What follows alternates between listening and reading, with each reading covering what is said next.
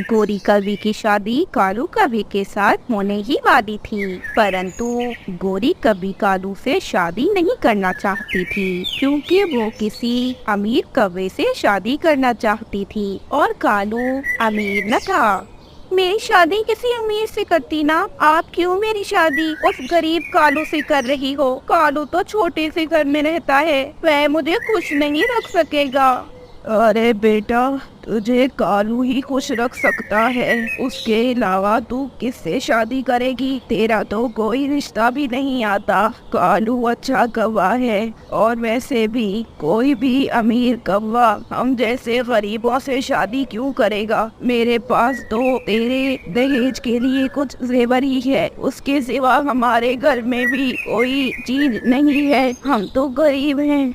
हाँ हाँ, मैं तो हूँ ही बदसूरत जो कोई अमीर कौवा मुझसे शादी नहीं करेगा। आप तो हमेशा ही ऐसे कहती हैं। कालू कौवा था तो गरीब कौवा, परंतु वो था बहुत ईमानदार। वो हर काम ईमानदारी से करता, वो जरा भी लालची न था और वो बहुत मेहनती कौवा था। कालू बहुत ज्यादा खुश था क्योंकि उसकी शादी जो होने वाली थी वो अपनी माँ के साथ रहा करता था। उसकी माँ के सिवा उसका इस दुनिया में कोई न था। कालू और उसकी माँ अपने घर को सजा रहे थे क्योंकि अब शादी में सिर्फ और सिर्फ 3 दिन ही रह गए थे। मैं काम पे जा रहा हूँ, आज घर जल्दी आ जाऊंगा। बेटा, तू काम पे क्यों जा रहा है? 1 महीने की छुट्टी ले लेना काम से। अगर 1 महीने की नहीं तो कम से कम 3 हफ्ते की छुट्टी ही ले ले बेटा। नहीं माँ, मैं 1 महीने की छुट्टी नहीं ले सकता क्योंकि मुझे घर भी तो चलाना है और अगर मैं 1 महीने तक ना गया तो फिर मुझे सैलरी भी नहीं दी जाएगी। मैं 2 हफ्ते की छुट्टी ले लूंगा कल से। जीता रहे मेरा प्यारा कालू, ऊपर वाला सबको ऐसा ही बच्चा दे। शाम के समय गोरी कवि नदी पे पानी पीने जाती है। वहाँ पर भूरा कौवा भी बैठा था। भूरे कौवे को देखकर गोरी तो खुश हो जाती है क्योंकि उसने ऐनक लगाई हुई थी और उसकी घड़ी में सोने की चैन थी। गोरी तो पागल हो रही थी। फिर गोरी भूरे कौवे से कहती है, वाह, आप तो अमीर कौवे लग रहे हैं, क्या नाम है आपका? बूढ़ा बूढ़ा बूढ़ा नाम है मेरा कवि, तुम बहुत सुंदर हो। आप भी बहुत अमीर और सुंदर हो। क्या तुम मुझसे शादी करोगी? मैं तो आपसे शादी कर लूं, परंतु एक प्रॉब्लम है। मेरी शादी होने वाली है, परंतु मुझे वह कौवा जरा पसंद नहीं। मैं उससे शादी नहीं करना चाहती, वो गरीब कौवा है।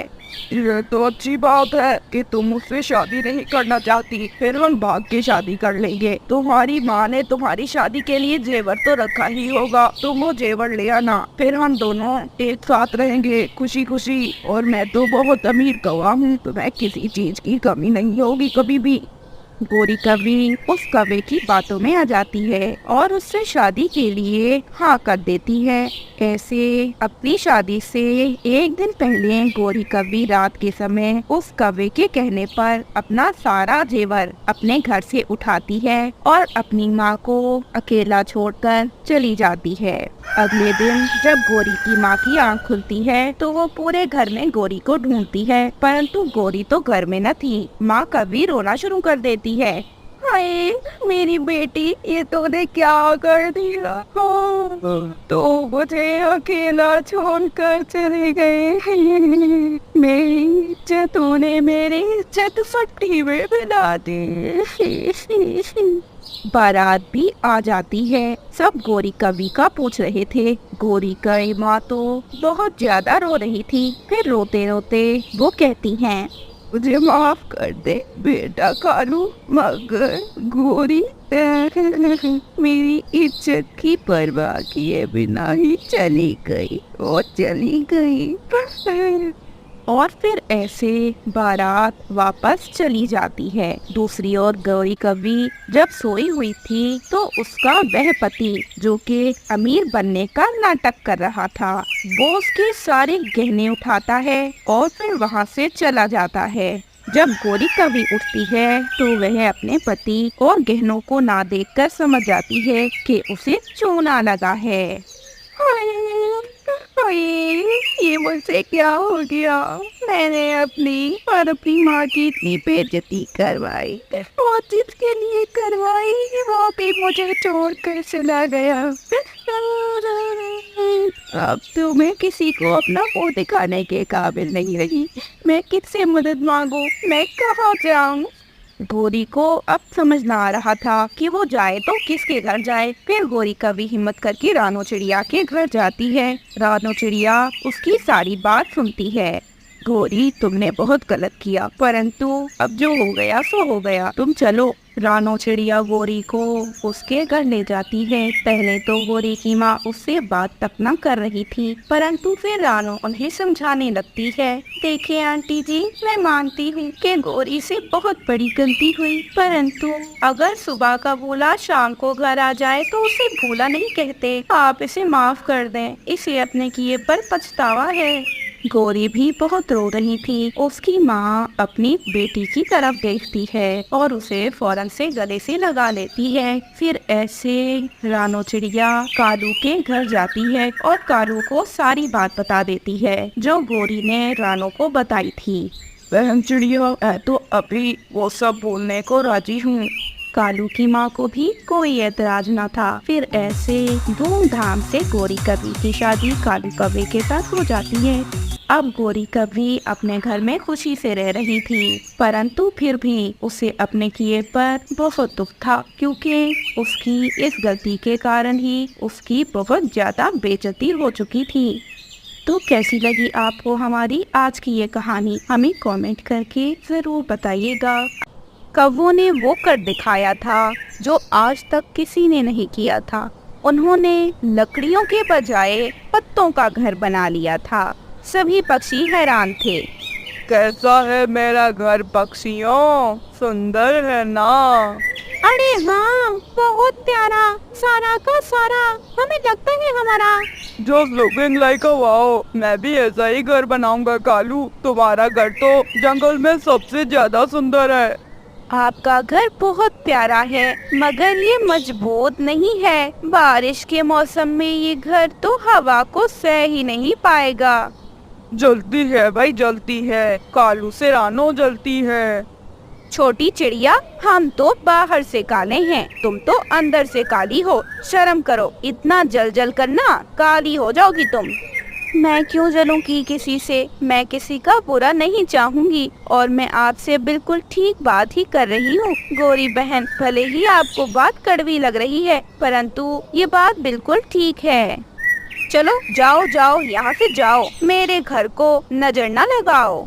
फिर रानो चिड़िया वहाँ से चली जाती है। वो अपने लिए मजबूत लकड़ियों का घर ही बना देती है।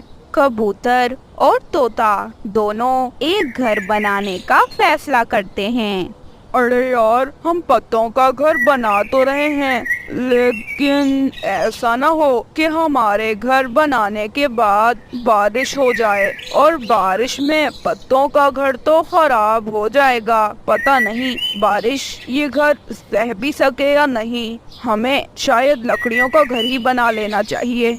अरे हाँ, लेकिन तुम फिक्र न करो, कालू और गोरी भी तो पत्तों के घर में ही रह रहे हैं। पत्तों का घर बनाना आसान है, लकड़ी का घर बनाना बहुत मुश्किल है, क्योंकि पहले लकड़ियों को इकट्ठा करना पड़ेगा और उसके लिए हमें सूखा पेड़ ढूंढना पड़ेगा और फिर रात दिन लगाकर हमें घर बनाना पड़ेगा।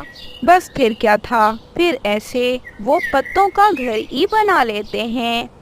दूसरी ओर कालू और गोरी को ये आइडिया आता है कि क्यों ना वो पत्तों का घर बनाकर बेचें।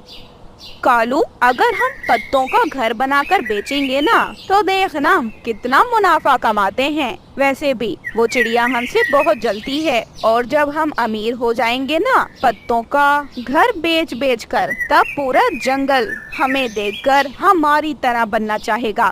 गोरी, हमें किसी को जलाना नहीं है, हमें बस खुद को कामयाब पक्षी बनाना है और कामयाब बनने के लिए हमें मेहनत करना होगी। हमें बहुत से पत्तों के घर बनाने होंगे, फिर हमें उन घर को बेचना होगा। जब तक वो घर हम बेच नहीं लेते तुम ज्यादा खुश ना हो। क्योंकि अगर हमने घर बना लिए और वो बिके नहीं तो फिर रानो बहुत खुश होगी और बाकी पक्षी भी हमारा मजाक बनाएंगे, मजाक। फिर क्या था, फिर अब वो पत्तों का घर बनाकर बेचने लगते हैं। आओ आओ पक्षियों, आओ आओ।